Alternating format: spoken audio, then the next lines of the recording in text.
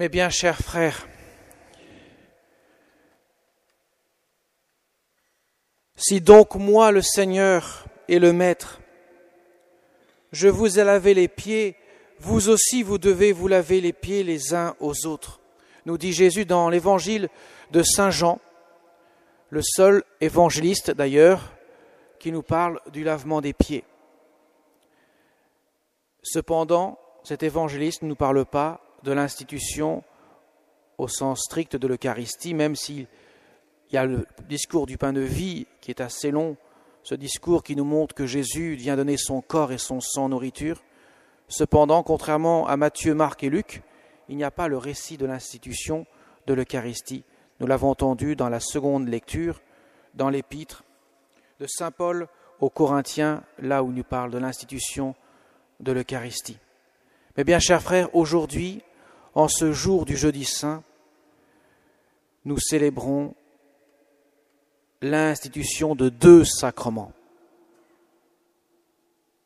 le sacerdoce et l'Eucharistie. Le sacerdoce, faites ceci en mémoire de moi. Et le lavement des pieds. Je vous ai lavé les pieds pour que vous puissiez, vous aussi, vous laver les pieds entre vous. Le lavement des pieds, l'exemple que Jésus donne, c'est bien sûr la charité sacerdotale, la charité du Christ. Ça signifie, tu donnes ta vie pour moi et pour mon Église. Le lavement des pieds signifie le don de sa vie. Comme le dit Saint Jean au début de l'Évangile, nous avons entendu, sachant que l'heure était venue pour lui de passer de ce monde à son Père, Jésus ayant aimé les siens qui étaient dans le monde, les aima jusqu'au bout. Le lavement des pieds fait écho au mystère de la croix. C'est le don de sa personne. Le service par excellence qu'est le sacerdoce, c'est le don de soi. Vous savez que tout prêtre, avant d'être ordonné prêtre, il est d'abord ordonné diacre. Et le diacre, c'est celui qui exerce le service. Pas le service seulement des choses matérielles, mais le don de sa personne. Jésus est le véritable serviteur parce qu'il donne sa vie. Le service, c'est le don tout entier de sa personne. Jésus institue le sacerdoce pour rendre présent à travers les prêtres qu'il choisit son action en tant que Christ tête, pasteur de son Église. Ainsi, dans les sacrements célébrés, et particulièrement l'Eucharistie, le sacrement de la réconciliation, le Christ touche chaque personne. Ceci est mon corps livré pour vous. Ceci est mon sang versé pour vous. Le sacrement des sacrements par excellence qui donne non seulement la grâce, mais le Seigneur lui-même. Et je vous pardonne tous vos péchés. Le Seigneur qui vient pour pardonner chacune des personnes à travers le ministre qu'est le prêtre. Autrement dit, mes chers amis, le sacerdoce, ce n'est pas une espèce d'homme qui serait choisi pour être représentant du peuple de Dieu. L'Église n'est pas une démocratie. On n'est pas en train de choisir un représentant. Le sacerdoce, c'est rendre présent l'action du Christ dans son peuple, dans son Église, à travers des hommes qu'il choisit, qui ne sont pas meilleurs que les autres. Ils ont leurs propres défauts, mais ils portent dans un vase d'argile le trésor de Dieu. Mes chers amis, le sacerdoce vous donne Dieu lui-même. Le prêtre est celui qui vous donne Dieu lui-même. Le saint curé d'Ars en parlait de manière admirable. Il disait, vous auriez beau avoir 200 anges devant vous, vous n'auriez pas le corps du Seigneur sur l'autel par leur présence. ils ne peuvent pas vous donner Dieu. Vous auriez la Sainte Vierge devant vous, pourtant la plus sainte des personnes humaines, aucune personne ne pourra rivaliser avec elle. Cependant, la Sainte Vierge Marie ne peut pas donner le corps du Seigneur. Elle ne peut pas dire « ceci est mon corps, ceci est mon sang ». Si Jésus avait dû choisir une personne selon ses mérites, il aurait choisi, bien sûr, la Sainte Vierge Marie. Il ne l'a pas choisi. Il a choisi des pécheurs, Pierre, un traître, comme chef de l'Église, des hommes qui auront du mal à croire en la résurrection. Nous le verrons dans les récits de la résurrection. Même Thomas qui dira « Seigneur, moi... » il dira, avant de dire « Seigneur, moi si je ne vois pas les plaies du crucifié, je n'y croirai pas. » L'incrédulité de ces hommes sera manifeste. Et pourtant, Jésus les a choisis pour porter ce qu'ils ne peuvent pas porter humainement parlant, mais avec la grâce de Dieu, porter l'action du Christ qui vous rejoint dans le ministère qu'ils exercent. Mes chers amis, quand vous appelez un prêtre mon père, monsieur l'abbé, il exerce la paternité spirituelle. Il exerce cette paternité, ça veut dire qu'il vous rend présent l'action de Dieu dans votre vie.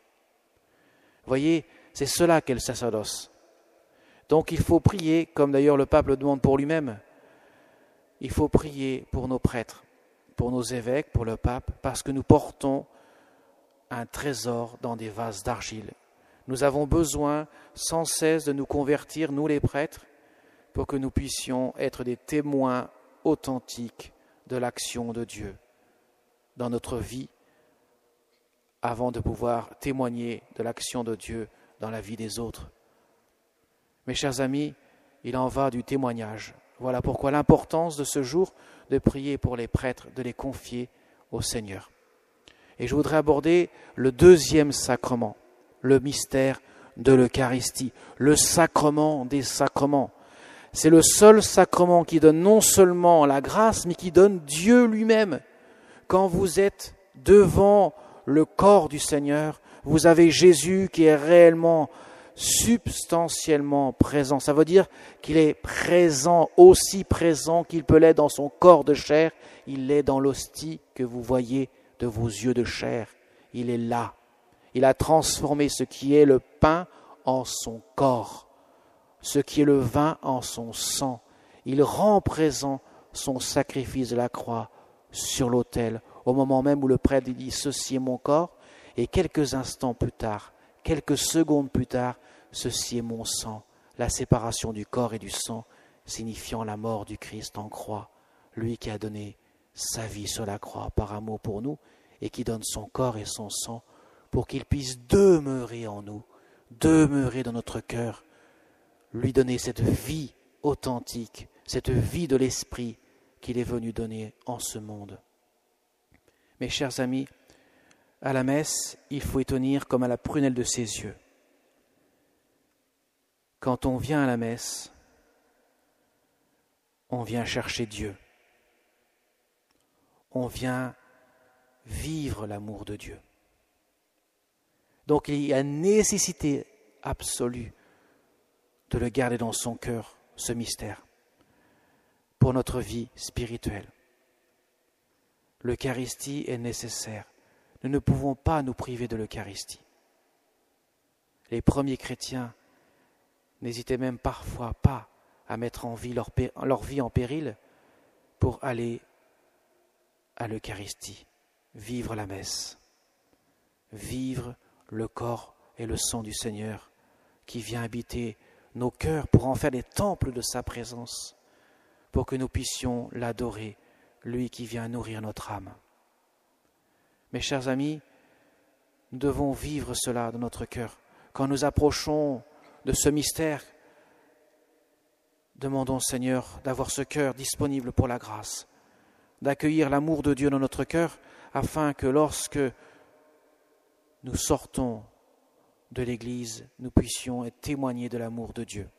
Nous avons cette mission aussi de transmettre autour de nous, autour de ceux que nous côtoyons, l'amour de Dieu. cela aussi est vital pour le témoignage. Nous devons témoigner de l'amour de Dieu et nous ne pouvons pas le faire si nous ne sommes pas des êtres de charité, si nous ne vivons pas l'amour de Dieu. Quand Jésus dit « Je vous donne un exemple en vous lavant les pieds », c'est pour vous dire « Vous devez vous aussi témoigner de ce don de votre personne.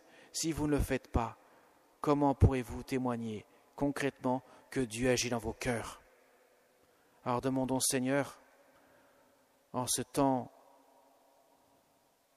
de la Semaine Sainte où nous vivons ce mystère de l'Eucharistie, où nous pourrons prolonger après la messe notre adoration. Adoration, adorer veut dire prier devant, ad orare, prier devant Dieu, notre prière pour que le Seigneur puisse nous faire vivre de son amour. Et n'oublions jamais ce que disait Jésus à Pierre, Jacques et Jean. Priez, mes chers amis, pour ne pas entrer en tentation. Lorsqu'il approche de son mystère de l'agonie, il leur a dit, priez pour ne pas entrer en tentation.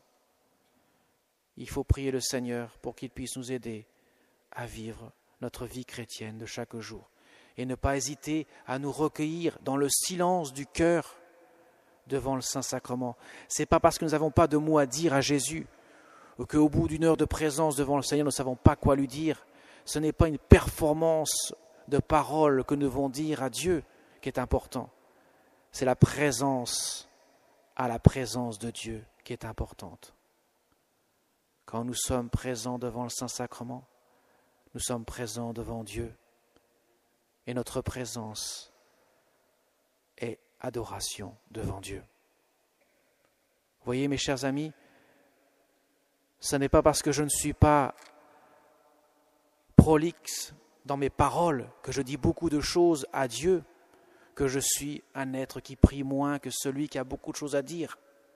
De grâce, le Seigneur va au-delà de nos compétences intellectuelles. Il n'est pas à la recherche de ceux qui savent dire des tas de choses devant lui. Il veut au contraire le silence du cœur.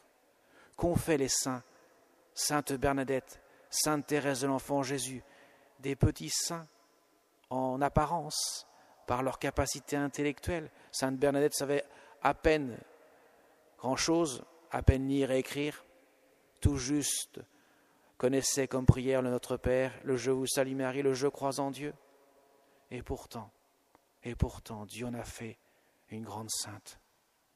Vous voyez, mes chers amis, ce qui est important, c'est d'être des êtres disponibles à la présence de Dieu.